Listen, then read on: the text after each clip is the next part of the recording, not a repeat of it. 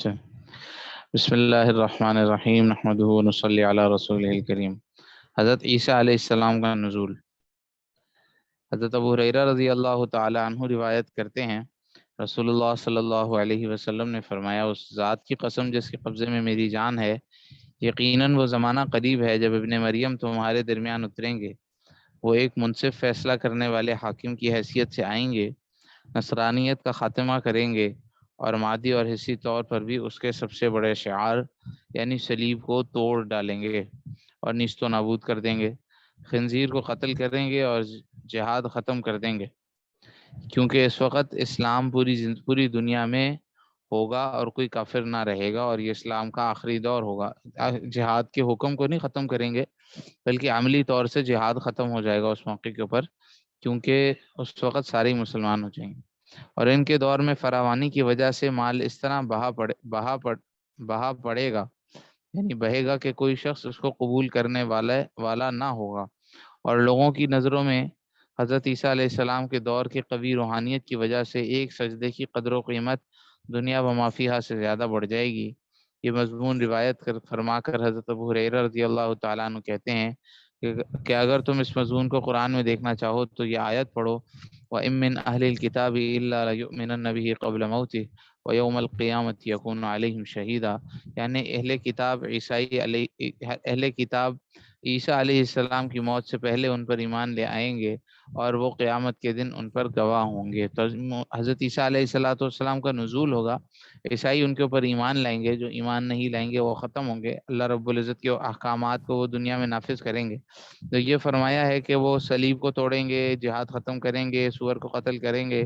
یہ ساری چیزیں ایسی نہیں ہیں کہ ان کا کوئی الگ حکم یا الگ شریعت لے کر آئیں، نئے حکم لے کر آئیں، ایسا نہیں ہے، بلکہ شریعت محمدی ہی کی پابندی کروائیں گے۔ حضرت ابو ہریرہ رضی اللہ تعالیٰ عنہ کہتے ہیں کہ رسول اللہ صلی اللہ علیہ وسلم نے فرمایا، اللہ کی قسم، عیسیٰ ابن مریم علیہ السلام عادل حاکم بن کر آسمان سے اتریں گے، صلیب کو توڑ دیں گے، خنزیر کو قتل کریں گے اور جزیے کو ختم کر دیں گے، کیونکہ یعنی یہ بھی کوئی نیا حکم نہیں ہوگا۔ اس کی جو لوگوں کے ذہن میں سوال آتا ہے کہ یہ نئے نئے حکم آ رہے ہیں کہ جزیہ بھی ختم ہو گیا، تو اس کی وجہ آگے بتا رہے ہیں کہ کیونکہ سب لوگ مسلمان ہو چکے ہوں گے اور یہی اسلام کا بالکل آخری دور ہوگا، تو جزیہ لینا کس سے ہے؟ جزیہ غیر مسلموں پر ہوتا ہے، ٹیکس اصل میں غیر مسلموں پر ہوتا ہے۔ اور مال کی کثرت کی وجہ سے بہت سی اونٹنیاں بیکار کھڑی ہوں گی، ان سے کام نہ لیا جائے گا۔ جب کثرت سے ہو جائیں گی، ہر ایک کے پاس اتنی زیادہ ہوں گی کہ بیکار کھڑی ہوں گی، اور باہمی عدالت۔ عیسیٰ علیہ السلام لوگوں کو مال لینے کے لیے بلائیں گے، مگر ہر ایک کے پاس پہلے ہی اتنا مال ہوگا کہ مزید مال کو قبول نہ کرے گا، مزید مال قبول نہ کرے گا۔ ایک تو پہلے ہی اتنا مال ہوگا، ایک تو یہ مطلب مال کی کثرت بھی ہے، اور ساتھ میں مال کی محبت دل سے بھی ختم ہو جائے گی۔ جو چیز انسان کے پاس اتنی کثرت سے ہو، اس کی پھر آرزو و طلب بھی کم ہو جاتی ہے۔ دوسرا یہ کہ اس زمانے میں اسلام اور امن اتنا ہوگا۔ دوسرا یہ کہ دلوں کے اندر اتنا ایمان بھرا ہوا ہوگا کہ دنیا کی محبت اور دنیا کی حرص و لالچ بھی اتنی نہیں ہوگی کہ وہ اس کو زیادہ جمع کرے۔ بخاری اور مسلم کی روایت میں ہے کہ رسول اللہ صلی اللہ علیہ وسلم نے فرمایا کہ اس وقت تمہارا کیا ہی قابل رشک حال ہوگا جب عیسیٰ ابن مریم علیہ السلام تم میں آسمان سے اتریں گے اور تمہارا امام یعنی امام مہدی علیہ السلام تمہارا امام یعنی مہدی علیہ السلام تم ہی میں سے ہوں گے، کہ وہی اس وقت تمام مسلمانوں کے امام اور حکمران ہوں گے۔ ان کی وفات کے بعد حضرت عیسیٰ علیہ السلام پوری امت کے امام ہوں گے۔ جب پہلے امام مہدی کا ظہور ہوگا، پھر حضرت عیسیٰ علیہ السلام کا نزول ہوگا، تو حضرت امام مہدی ہی امامت کریں گے اور لوگوں کے حکمران ہوں گے۔ تو وہ فرمایا کہ ہم امتی، حضور صلی اللہ علیہ وسلم کا امتی ایک نبی کے ہوتے ہوئے جو ہے نا وہ امامت کرا رہا ہے اور امام ہے، کیسا تمہارا یہ قابل رشک جو ہے نا وہ سما ہوگا۔ حضرت جابر رضی اللہ تعالیٰ عنہ کہتے ہیں کہ رسول اللہ صلی اللہ علیہ وسلم نے فرمایا، عیسیٰ ابن مریم علیہ السلام آسمان سے اتریں گے، مسلمانوں کا امیر نماز کے وقت ان سے درخواست کرے گا کہ آگے آئیے اور ہمیں نماز پڑھائیے۔ عیسیٰ علیہ السلام فرمائیں گے کہ نہیں، تم ہی میں سے کچھ دوسروں پر امیر ہیں۔ یہ اللہ تعالیٰ کی جانب سے اس امت کا اکرام ہے کہ حضرت عیسیٰ علیہ السلام اترتے ہی فوراً امارت نہیں سنبھالیں گے، بلکہ اول تو نماز بھی جو امام ہوگا اسی کے پیچھے پڑھیں گے، اور دوسرے امام مہدی علیہ السلام کے دور حکومت تک امارت بھی اختیار نہ کریں گے. جب امام مہدی دنیا سے رخصت ہو جائیں گے پھر یہ امارت کو قبول کریں گے. حضرت عبداللہ ابن عمر رضی اللہ عنہ کہتے ہیں کہ رسول اللہ صلی اللہ علیہ وسلم نے فرمایا کہ عیسیٰ ابن مریم علیہ السلام زمین پر اتریں گے اور نکاح کریں گے. جی ہاں، اور نکاح کریں گے اور ان کی اولاد ہوگی، اور وہ آسمان سے نازل ہونے کے بعد 45 سال رہیں گے. 45 سال رہیں گے، پھر وفات پائیں گے اور میرے ساتھ میری قبر کے قرب میں دفن کیے جائیں گے. پھر قیامت کے دن میں اور عیسیٰ ابن مریم علیہ السلام ایک قبر سے یعنی ساتھ ساتھ ابو بکر اور عمر کے درمیان اٹھیں گے. سورج کا مغرب سے طلوع ہونا، یہ بھی نشانی بتائی تھی، اس کی تفصیل جس حدیث میں ذکر ہے وہ فرما رہے ہیں. حضرت ابو ذر رضی اللہ تعالیٰ عنہ کہتے ہیں جس وقت سورج غروب ہوا تو رسول اللہ صلی اللہ علیہ وسلم نے پوچھا کیا تم جانتے ہو کہ یہ سورج کہاں جاتا ہے؟ میں نے جواب دیا اللہ اور اس کا رسول ہی زیادہ باخبر ہیں. آپ صلی اللہ علیہ وسلم نے فرمایا وہ جاتا ہے یعنی اس کی روح جاتی ہے اگرچہ اس کا جسد مدار میں ہوتا ہے. یعنی ایسا تو نہیں ہے کہ سورج کہیں غائب ہو جاتا ہے اور ہم کہتے ہیں جی کہاں گیا، وہ پتہ چلتا ہے جی اللہ کے دربار میں حاضر ہے. بلکہ مطلب یہ ہے کہ یہ ایک جسد مثالی یا یوں کہیں کہ اس کی روح جو ہے وہ جاتی ہے یا اس کی توجہ ادھر مبذول ہوتی ہے، کوئی بھی اس کی تعبیر اختیار کر لیں. پر یہ کیونکہ ہمیں پتہ ہے کہ دنیا میں کسی وقت رات ہوتی ہے تو دوسری جگہ پر دن ہوتا ہے. یہاں مثال ہے ہمارے ہاں نصف رات ہوتی ہے تو امریکہ کے اندر نصف دن ہوتا ہے، تو وہاں پر سورج جگمگا رہا ہوتا ہے. تو سوال یہ پیدا تھا کہ سورج کس وقت غائب ہوتا ہے، کب جاتا ہے؟ وہ تو ہر وقت مدار میں گھوم رہا ہوتا ہے. تو مطلب حدیث میں ایسا نہیں ہے کہ حدیث کی بات کو ہمارے ظاہری مشاہدے سے یا سائنس سے ہم اس کو جھٹلا دیں. اس سے ضروری مراد یہ نہیں کہ مطلب وہ سورج خود چلا جاتا ہے اور سجدہ کیسے کرتا ہے، وہ تو ایک گول جسم ہے، سجدہ کیسے کرے گا. مطلب اس کا یہی ہے کہ ایسی چیزوں کی مثال دی جاتی ہے کہ اس کی روح، جیسے فرمایا کہ اس کی روح چلی جاتی ہے، اس کی توجہ ہوتی ہے. مطلب اللہ رب العزت نے ہر چیز کو ایک ایسا شعور، ایسی حیات دی ہوئی ہے کہ وہ اس حیات اور اس شعور کے اندر اللہ رب العزت کی عبادت میں لگا ہوا ہے. تو وہ سورج بھی اللہ رب العزت کے حکم کی فرما برداری کرتا ہے. جیسے اللہ پاک نے آسمان زمین کو پیدا کر کے کہا کہ مان کے چلو گے یا زبردستی کراؤں، اور نے بولا نہیں مان کے چلیں گے کیونکہ چلنی تو اللہ کی ہے. اب سورج مطلب زمین نہ ماننے والی کوئی بات ہے، لیکن اللہ رب العزت نے ہر چیز کے اندر شعور رکھا ہے، وہ شعور کے اندر اللہ رب العزت کی فرما برداری کرتی ہے. تو یہ فرمایا کہ جو سورج ہے یہ اس کی روح جاتی ہے اگرچہ اس کا جسم مدار میں ہوتا ہے. یہ بھی کہہ سکتے ہیں اس کی توجہ ادھر ہوتی ہے یا وہ اللہ رب العزت سے اجازت اس طرح ہی لیتا ہے. یہاں تک کہ ہو عرش الہی کے نیچے اللہ تعالیٰ وہ اللہ عرش الہی، یہاں تک کہ وہ عرش الہی کے نیچے اللہ تعالیٰ کو سجدہ کرتا ہے. اللہ تعالیٰ کو سجدہ کرتا ہے اپنے مدار میں مزید آگے بڑھنے کی اجازت چاہتا ہے تو اس کو اجازت دی جاتی ہے. اور وہ وقت قریب ہے کہ وہ سجدہ کرے لیکن اجازت کی خاطر وہ اس سے قبول نہ کیا جائے اور اس کو آگے بڑھنے کی اجازت نہ دی جائے اور اس سے کہا جائے کہ جس طرف سے تو آیا ہے اسی طرف کو لوٹ جا. تو وہ اپنے غروب کی جگہ سے طلوع ہوگا، واپس طلوع ہوگا یعنی مغرب سے طلوع ہوگا. اور ایک روایت میں ہے کہ آپ نے پوچھا کیا تم جانتے ہو ایسا کب ہوگا؟ یہ اس وقت ہوگا جب آدمی کو اس کا ایمان نفع نہ دے گا جو پہلے سے مومن نہ تھا یا اس نے اس سے پہلے اپنے ایمان کے باوجود نیک عمل نہ کیا تھا. جی ہاں، تو قرآن پاک میں آتا ہے لا ينفع نفس ایمانها لم تكن آمنت من قبل او کسبت فی ایمانها خیرا، کہ قیامت کا جب منظر سامنے آ جائے گا اور اس کی علامات بالکل ظاہر ہو جائیں گی اور قیامت کا وقت شروع ہو جائے گا تو اس وقت جو شخص ایمان نہیں لایا اس کا ایمان اس کو فائدہ نہیں دے گا. جس نے کوئی عمل خیر کبھی کیا نہیں اس کا عمل خیر اس کو فائدہ نہیں دے گا. مطلب یہ ہے کہ کوئی نیکی مزید جو ہے نا وہ نامہ اعمال کے اندر اضافہ نہیں کرے گی. گویا کہ جیسے موت کا وقت آ جائے اور موت کا منظر کھل جائے اس کے بعد انسان کو جو ہے نا وہ نامہ اعمال بند ہو جاتا ہے. فرعون نے بھی موت کے وقت ڈبکیاں کھاتے ہوئے کہا تھا جب فرشتے سامنے آ گئے، جب عذاب سامنے آ گیا تو اس نے کہا کہ اب میں ایمان لے کر آتا ہوں موسیٰ علیہ السلام پر. تو اللہ پاک نے فرمایا کہ اب ایمان لے کر آتا ہے کیونکہ اب موقع ختم ہو گیا. تو اس وقت موقع ختم ہو جائے گا تو جو پہلے ایمان نہیں لے کر آیا تھا وہ اب ایمان لے کر آئے تو اس کا ایمان معتبر نہیں کیونکہ اب تو کھل گیا سارا. ہے نا، غیب کے بن دیکھے پر ایمان کا اصل تو سوال تھا، جو دیکھ کر ایمان لایا وہ کیا لایا؟ یاجوج ماجوج خروج یاجوج ماجوج بھی بڑی نشانیوں میں سے ہے۔ حضرت نواس ابن سمعان رضی اللہ تعالیٰ عنہ سے روایت ہے، ایک صبح رسول اللہ صلی اللہ علیہ وسلم نے ذکر کیا، کچھ ذکر فرمایا، اور اس کے بعد یعنی مزید یہ فرمایا کہ پھر عیسیٰ علیہ الصلاۃ والسلام کی طرف اللہ تعالیٰ وہی فرمائیں گے کہ اب میں اپنی ایسی مخلوق کو نکالنے والا ہوں جس کے مقابلہ کی کسی میں بھی طاقت نہیں،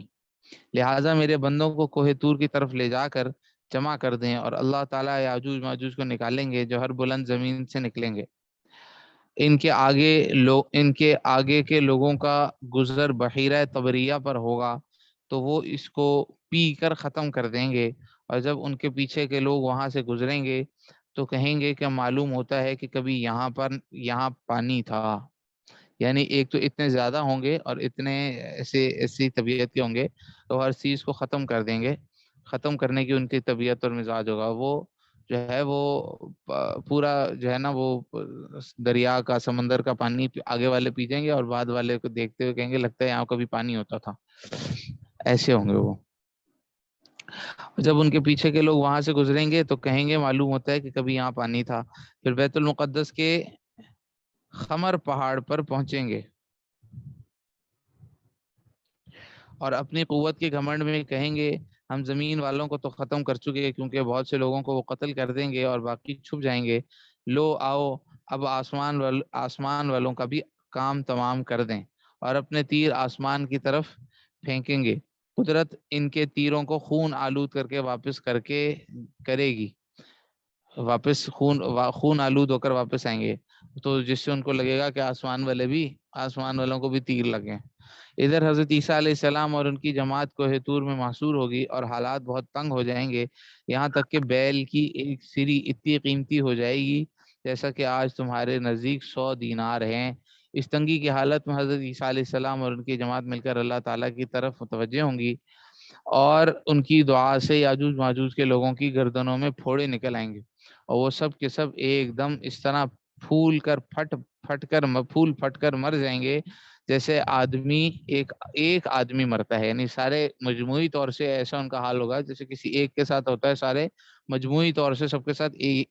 یگانہ حال ہوگا۔ حضرت عیسیٰ علیہ الصلاۃ والسلام کوہ طور سے اتر کر آئیں گے تو زمین پر کہیں بالشت بھر جگہ نہ ہوگی جہاں ان کے سڑے ہوئے گوشت کی بدبو اور سڑاند کا اثر نہ ہو۔ عیسیٰ علیہ السلام ان کی جماعت پھر اللہ تعالیٰ کے سامنے آہو زاری کرے گی، اس پر اللہ تعالیٰ ایک خاص قسم کے پرندے بھیجیں گے جن کی گردنیں بختی اونٹ کی طرح لمبی لمبی ہوں۔ جی ہاں،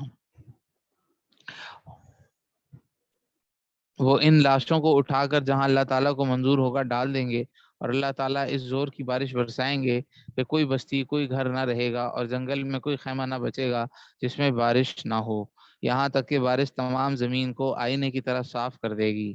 پھر زمین کو اللہ تعالیٰ کا حکم ہوگا کہ اپنے پھل اور اپنی سب برکت ظاہر کر دے، تو وہ برکت ظاہر ہوگی کہ ایک انار سے کہ وہ اتنا بڑا ہوگا ایک جماعت کا پیٹ بھر جائے گا، اور اس کا چھلکا ان کے سایہ کے لیے کافی ہوگا، اتنا بڑا ہوگا،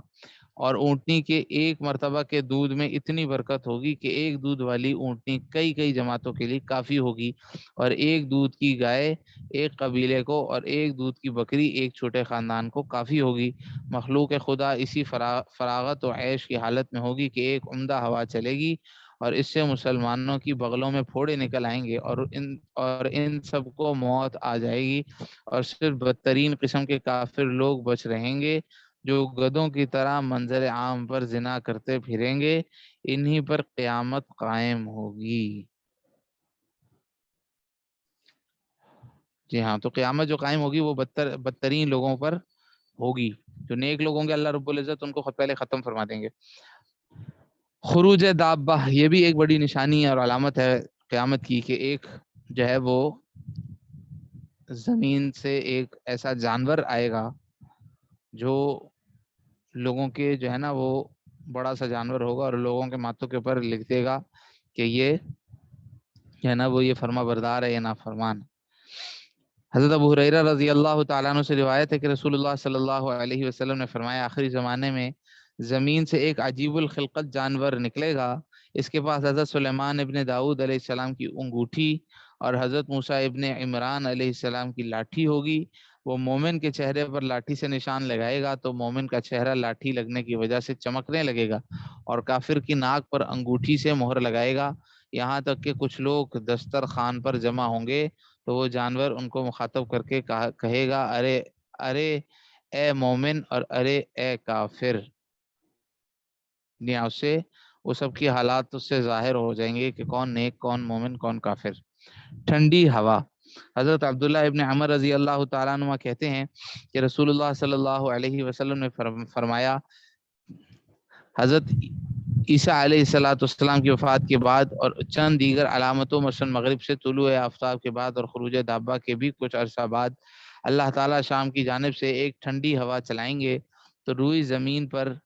کوئی شخص ایسا باقی نہ رہے گا جس کے دل میں ذرہ برابر بھی ایمان ہو، مگر یہ کہ وہ مگر وہ ہوا اس کو مار ڈالے گی، حتیٰ کہ اگر تم مسلمانوں میں سے کوئی کسی پہاڑ کے اندر غار میں بھی ہوگا تو وہ ہوا غار کے اندر جائے گی اور اس کو ختم کر دے گی۔ پھر جب اس ہوا کی وجہ سے روئی زمین پر کوئی بھی مسلمان باقی نہ بچے گا تو صرف بد کردار کافر لوگ رہ جائیں گے۔ ایک روایت میں آیا پھوڑے نکلیں گے بغلوں میں اور یہاں پہ ٹھنڈی ہوا آئی تو اس میں کوئی وہ مذائقہ نہیں، پھوڑے نکلے اور پھر ٹھنڈی ہوا آ کے ان کو اس سے وہ مر جائیں۔ جی ہاں، دونوں چیزیں آرام سے ہو سکتی ہیں۔ قیامت کے وقت دنیا میں کس قسم کے لوگ ہوں گے؟ قیامت کن لوگوں پر قائم ہوگی؟ حضرت انس رضی اللہ تعالیٰ عنہ سے روایت ہے رسول اللہ صلی اللہ علیہ وسلم نے ارشاد فرمایا قیامت نہیں آئے گی جب تک کہ ایسا وقت نہ آ جائے کہ دنیا میں اللہ اللہ بالکل نہ کہا جائے، یعنی دنیا میں اللہ تعالیٰ کا نام اسلام کی عقیدے کے ساتھ لینے والا کوئی باقی نہ رہے، کیونکہ سارے مسلمانوں کو اللہ رب العزت پہلے ہی موت دے دیں گے۔ حضرت عبداللہ ابن مسعود رضی اللہ تعالیٰ عنہ سے روایت ہے کہ رسول اللہ صلی اللہ علیہ وسلم نے ارشاد فرمایا کہ قیامت نہیں قائم ہوگی مگر بدترین آدمیوں پر۔ حضرت عبداللہ ابن عمر رضی اللہ عنہ سے روایت ہے کہ رسول اللہ صلی اللہ علیہ وسلم نے فرمایا قیامت سے پہلے اللہ تعالیٰ شام کی طرف سے ایک خاص قسم کی ٹھنڈی ہوا چلائے گا جس کا اثر یہ ہوگا کہ روئی زمین پر کوئی ایسا شخص باقی نہیں رہے گا جس کے دل میں ذرہ برابر بھی نیکی ہو، یا فرمایا کہ ذرہ برابر ایمان ہو۔ بہرحال ہوا سے تمام اہل ایمان اور اہل خیر ختم ہو جائیں گے، یہاں تک کہ اگر تم میں سے کوئی شخص کسی پہاڑ کے اندر چلا جائے گا تو یہ ہوا وہیں پہنچ کر اسے ختم کرے گی۔ حضرت صلی اللہ علیہ وسلم نے فرمایا اس کے بعد صرف خراب آدمی ہی دنیا میں رہ جائیں گے جن کے دل ایمان اور نیکی سے بالکل خالی ہوں گے، ان میں پرندوں والی تیزی اور پھرتی اور درندوں والا ذہن جمع ہوگا۔ اس کا مطلب بظاہر یہ ہے کہ ان میں ظلم اور صفاقی یعنی خون کا بہانا، ظلم اور صفاقی تو درندوں کی سی ہوگی، اور اپنے ظالمانہ مقاصد اور اپنی ناپاک خواہشات کے پورا کرنے میں وہ ہلکے پھلکے برق رفتار پرندوں کی طرح تیز رو اور پھرتیلے ہوں گے۔ نیکی اور بھلائی سے وہ مانوس نہ ہوں گے اور برائی کو وہ برائی نہ سمجھیں گے، نہ اس کی مذمت کریں گے۔